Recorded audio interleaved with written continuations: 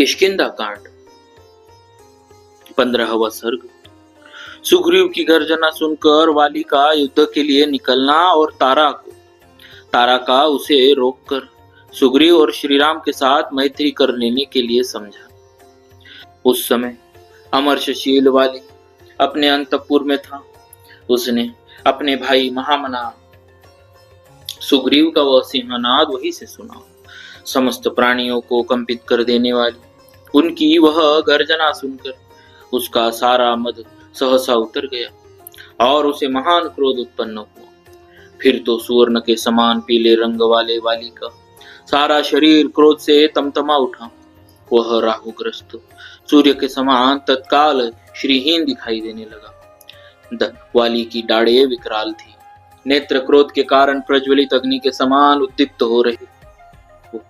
उस तालाब के समान श्रीहीन दिखाई देता था जिसमें कमल पुष्पों की शोभा तो नष्ट हो गई हो और केवल मृणाल रह गए।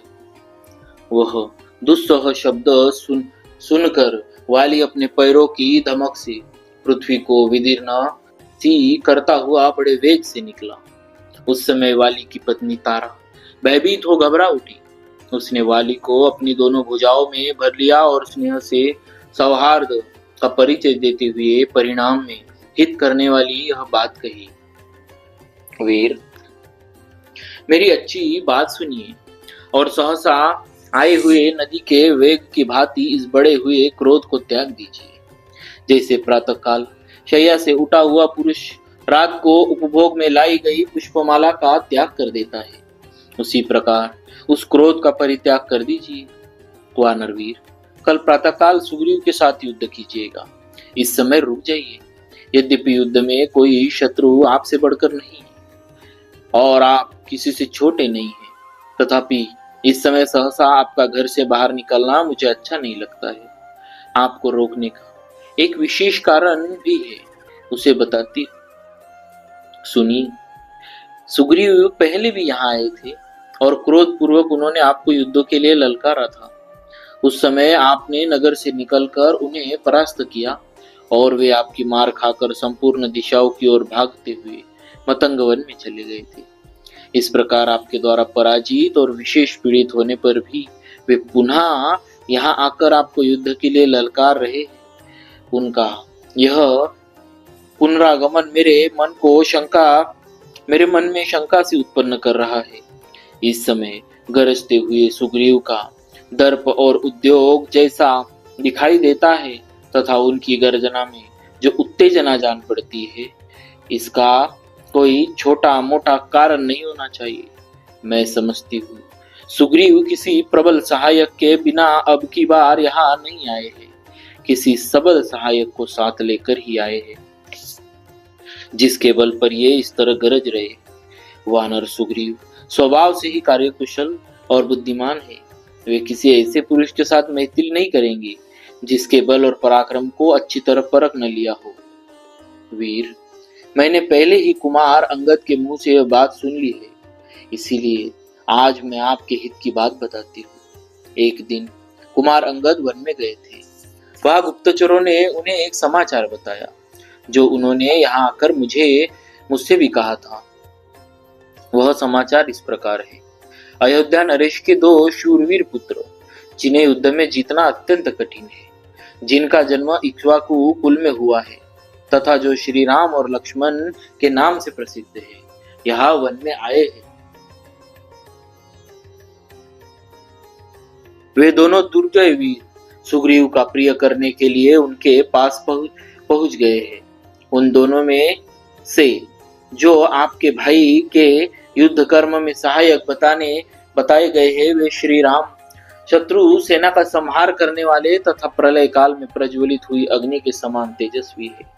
वे साधु पुरुषों के आश्रयदाता कल्प वृक्ष है और सड़क में पड़े हुए प्राणियों के लिए सबसे बड़ा सहारा है।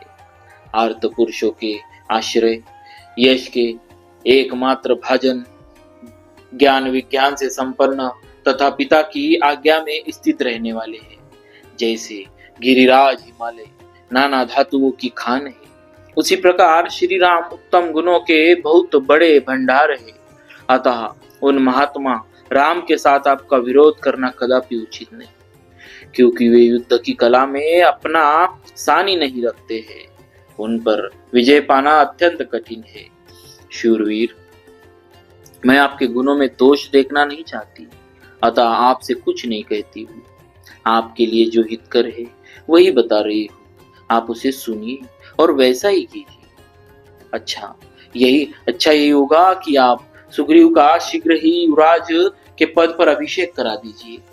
वीर वानर राज, सुग्रीव आपके छोटे भाई है, उनके साथ युद्ध न कीजिए।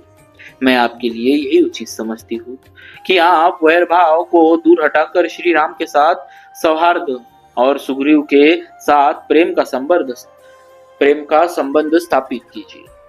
वानर सुग्रीव आपके छोटे भाई है, अतः आपका लाड़ प्यार पाने के योग्य है।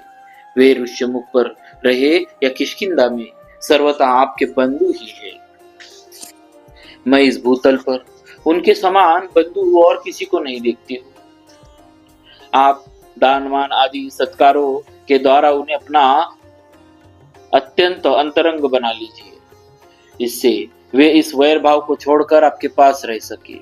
पुष्ट ग्रीवा वाले सुग्रीव आपके अत्यंत प्रेमी बंधु है, ऐसा मेरा मत है। इस समय भातृ प्रेम का सहारा लेने के सिवा आपके लिए यहाँ दूसरी कोई गति नहीं। यदि आपको मेरा प्रिय करना हो तो तथा आप मुझे अपनी हितकारिणी समझते हो तो मैं प्रेम पूर्वक याचना करती हूँ। आप मेरी यह नेक सलाह मान लीजिए।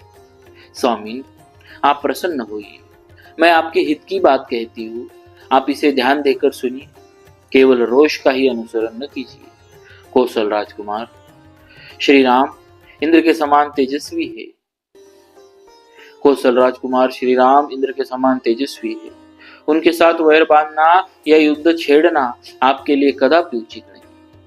उस समय तारा ने वाली से उसकी हित की ही बात कही थी और यह लाभदायक भी थी, किंतु उसकी बात उसे नहीं रुची, क्योंकि उसके विनाश का समय निकट था और वह काल के पाश में बंध चुका था। इस प्रकार श्री वाल्मीकि निर्मित आर्ष रामायण आदि काव्य के किष्किंधा कांड में 15वां सर्ग पूरा हुआ। बोलिए श्री सीताराम जी महाराज की जय। भक्तवत्सल भगवान की जय।